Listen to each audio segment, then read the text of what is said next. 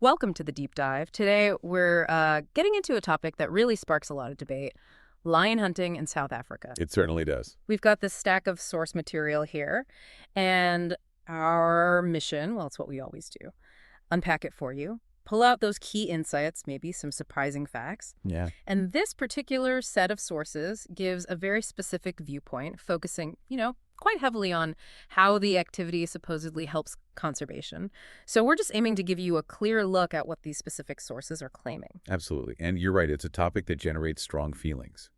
We need to state up front that we're presenting the information from this material neutrally. Exactly. Our goal is to help you understand the arguments being made in these documents without us weighing in. And it's crucial to remember these sources definitely advocate for a specific conservation angle. That's what we'll explore. Okay, so let's unpack this. Right away, the material kind of sets a dramatic stage for lion hunting. It talks about lions as apex predators, calling them powerful, intelligent, and deeply tied to African heritage. It really emphasizes that the whole pursuit commands respect. It seems to build this image of a formidable challenge, doesn't it? Not just an activity, but something significant. Yeah, exactly. And the setting is key too, according to these sources. South Africa is described as offering a fair chase environment. Right, fair chase. What does the material actually say that means in this context? Well, it describes it as hunting in the animal's natural habitat, without artificial help. So no baiting, no small enclosures. Got it. Instead, it paints a picture of professional hunters and trackers leading clients into wild concessions to pursue mature male lions.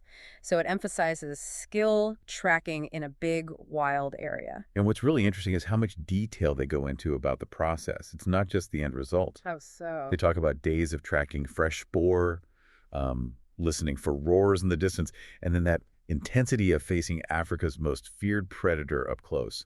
The sources explicitly claim that few hunts in the world can match the adrenaline and primal challenge of a lion hunt.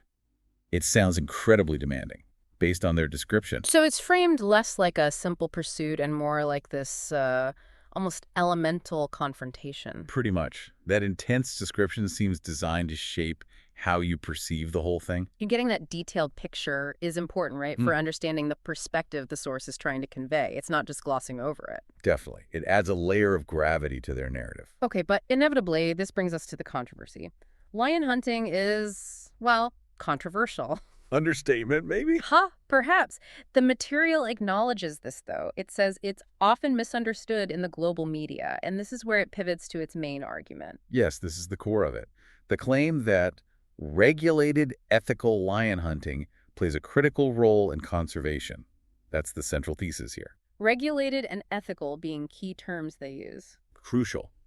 They stress that these aren't rogue operations, but hunting programs are tightly controlled by government and conservation authorities in South Africa. They emphasize structure, oversight. Okay, structure. And how does that translate into conservation according to them? What's the mechanism? It comes down to funding, direct financial input. The sources state that trophy fees and hunting revenues directly support anti-poaching efforts, land management, and local communities. So the money paid for the hunt gets reinvested. That's the argument. It's not just lining pockets. It's supposedly channeled back into protecting the environment and supporting the people living there. That's a pretty direct claim, this idea of economic value. How does giving a lion economic value actually incentivize landowners to protect them and their habitat? Does the source elaborate on how that works on the ground? It elaborates on the principle. The idea is if a landowner sees lions as a valuable asset, something that can generate substantial revenue through regulated hunting permits, they have a strong financial reason to keep them around. Right. Instead of seeing them as a problem, maybe a threat to livestock, or just taking up space. Exactly. It turns them from a potential liability into an asset. The source doesn't give detailed accounting breakdowns, but it implies this financial motive encourages landowners to maintain large, wild areas suitable for lions. Okay. And we connect this to the bigger picture. The source makes a pretty stark point. Yep. Without regulated hunting, many of these wild areas would be lost to agriculture or development. So the counterfactual argument is that the land wouldn't stay wild without the hunting revenue. That's the logic presented, that the economic return from hunting makes conservation financially viable for the landowner, preventing habitat loss. So they argue ethical hunting, under strict regulations, actually conserves lions and ecosystems, even if critics focus on, what the source calls the negatives.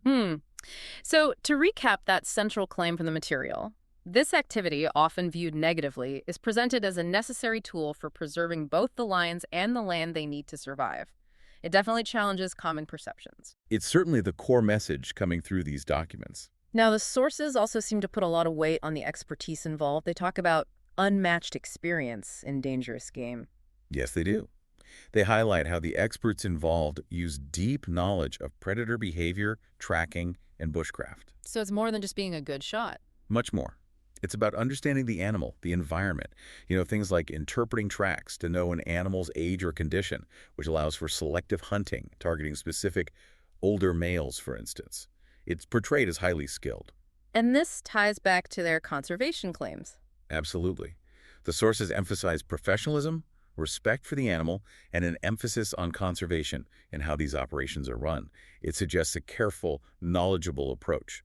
And this detailed focus on the expert perspective within the source material, it really seems to be there to bolster those conservation arguments we talked about.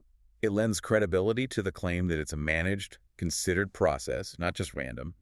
It suggests the conservation aspect is rooted in real, practical understanding.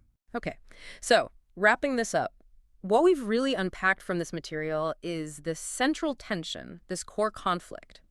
An activity, lion hunting, that faces a lot of public opposition, presented here as directly, even crucially, linked to conserving wildlife and preserving habitats. It's definitely a challenging perspective. It really makes you think. And perhaps this raises an important question for you, the listener, to consider.